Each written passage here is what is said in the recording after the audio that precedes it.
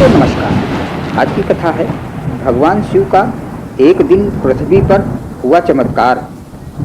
ये कथा उस दिन की है जब कालों के काल महादेव ने एक पूरा दिन पृथ्वी पर साधारण मानव की तरह बिताया। ना कैलाश, ना डमरू की गर्जना, ना त्रिनेत्र का तेज। वो दिन जिसे किसी पुराण में तिथि बनाकर नहीं लिखा गया, पर लोक हृदय में वो आज भी चमत्कार बनकर जीवित है। प्रातःकाल भस्मधारी का अवतरण। सूर्योदय से पहले जब पृथ्वी की नींद अभी पूरी नहीं टूटी थी, काशी के बाहर एक पीपल के नीचे एक योगी प्रकट हुआ। देह पर भस्म, जटाएं कंधों पर, नेत्रों में असीम शांति, पर वेश साधारण। वो योगी कोई और नहीं, स्वयं भगवान शिव थे। उन्होंने नंदी को कैलाश में ही रहने दिया। आज का संकल्प था मनुष्यों के बीच रहकर मनुष्य को समझना। शिव ने पृथ्वी की मिट्टी को छुआ। वो स्पर्श कोई साधारण स्पर्श नहीं था, वो जीवन का अभिषेक था। सूखी घास में हरियाली की हल्की रेखा उभर आई और हवा में एक अजीब सी शांति फैल गई। पहला मिलन भूखी माँ और रोटी का चमत्कार। गांव की ओर जाते हुए शिव ने एक झोपड़ी देखी। भीतर से करुण क्रंदन आ रहा था। एक माँ अपने 3 बच्चों के साथ बैठी थी। चूल्हा ठंडा, आटा समाप्त। योगी ने पूछा, माँ क्या हुआ? माँ बोली, बाबा आज बच्चों को रोटी नहीं दे सकी। शिव ने अपनी झोली खोली। उसमें कुछ भी नहीं था। उन्होंने आंखें मूंदी, मंत्र नहीं पढ़ा, केवल करुणा को बुलाया। झोली में 3 रोटियां प्रकट हुई, गरम सुगंधित।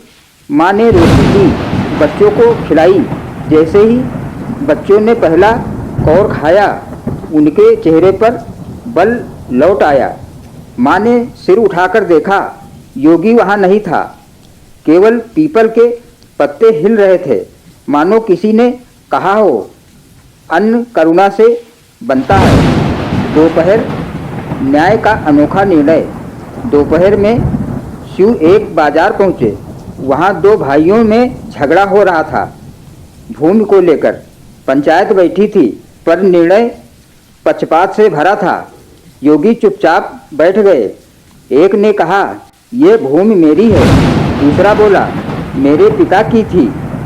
योगी ने पूछा, इस भूमि को सबसे पहले किसने सींचा? दोनों चुप। योगी बोले, जिसने इसे सींचा वही इसका स्वामी। उन्होंने भूमि पर भस्म से एक रेखा खींची। आश्चर्य! रेखा के एक ओर हरियाली उगाई, दूसरी ओर सूखी रही। पंचायत समझ गई, जिस भाई ने भूमि को जीवन दिया था वही सच्चा अधिकारी है। निर्णय हुआ। योगी उठे और चल दिए। किसी ने पूछा, बाबा आप कौन हैं? उत्तर हवा में घुल गया, न्याय वही जन्म लेता है जहाँ अहंकार मरता है। अपराह्न वैद्य और रोग का विलय। एक बूढ़ा वैद्य मार्ग में मिला। उसका पुत्र वर्षों से अज्ञात रोग से पीड़ित था। दवाएं निष्फल थीं। योगी ने बच्चे की नाड़ी देखी, ना कोई औषधि, ना कोई मंत्र। उन्होंने केवल बच्चे के सिर पर हाथ रखा। बच्चे की सांसें स्थिर हुई, आंखें खुली। वर्षों बाद वो बोला, बाबा। वैद्य रो पड़ा। योगी ने कहा, रोग देह का नहीं, भय का था। भय हट गया, रोग चला गया। वो वैद्य जीवन भर औषधि देता रहा, पर उस दिन उसने जाना, सबसे बड़ी औषधि विश्वास है। सांझ पापी का पश्चाताप। सांझ ढलते ढलते नदी किनारे एक डाकू मिला। हाथ में खंजर, आंखों में क्रूरता। योगी शांत खड़े रहे। डाकू बोला, जो है दे दे। योगी ने अपना कमंडल आगे कर दिया। डाकू ने झांका। जल में उसे अपना चेहरा दिखा, पर वो चेहरा रक्त से सना नहीं था। वो बालक था, निर्दोष।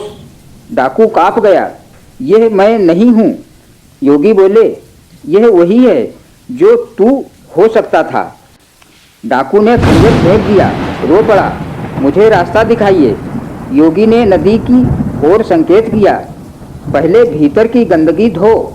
डाकू उसी क्षण बदल गया। शिव आगे बढ़ गए। रात्रि, चिंता पर सत्य का उपदेश। रात को शिव शमशान पहुँचे। चिता जल रही थी, लोग डर से दूर खड़े थे। योगी चिता के पास बैठ गए। एक युवक बोला, बाबा यहाँ क्यों बैठे हो, डर नहीं लगता? योगी मुस्कुराए, यहाँ डर मरता है। उन्होंने कहा, जिसे तुम मृत्यु कहते हो वही सत्य है, और जिसे तुम जीवन समझते हो वही अस्थायी भ्रम। शमशान की आग शीतल लगने लगी। युवक की आंखें खुल गईं। तो जीवन का अर्थ मृत्यु को याद रखकर प्रेम करना। अंतिम चमत्कार, शिव का प्रकट होना। अर्धरात्रि में आकाश गूंज उठा। वही योगी अचानक तेज से भर उठा। त्रिनेत्र खुला, डमरू की नाद गूंजी। लोग स्तब्ध। महादेव। शिव बोले, आज मैंने एक दिन तुम्हारे बीच बिताया। मैंने देखा भूख, अन्याय, भय, पाप और मृत्यु, पर मैंने ये भी देखा करुणा, सत्य, पश्चाताप और प्रेम। उन्होंने वर दिया, जो इस कथा को श्रद्धा से सुनेगा उसके जीवन में मैं एक दिन नहीं हर दिन उपस्थित रहूंगा। डमरू शांत हुआ, आकाश नील हो गया, शिव अंतर्ध्यान हो गए। कथा का सार, भगवान शिव का यह एक दिन कोई चमत्कारों का प्रदर्शन नहीं था, ये मनुष्य बनने का चमत्कार था।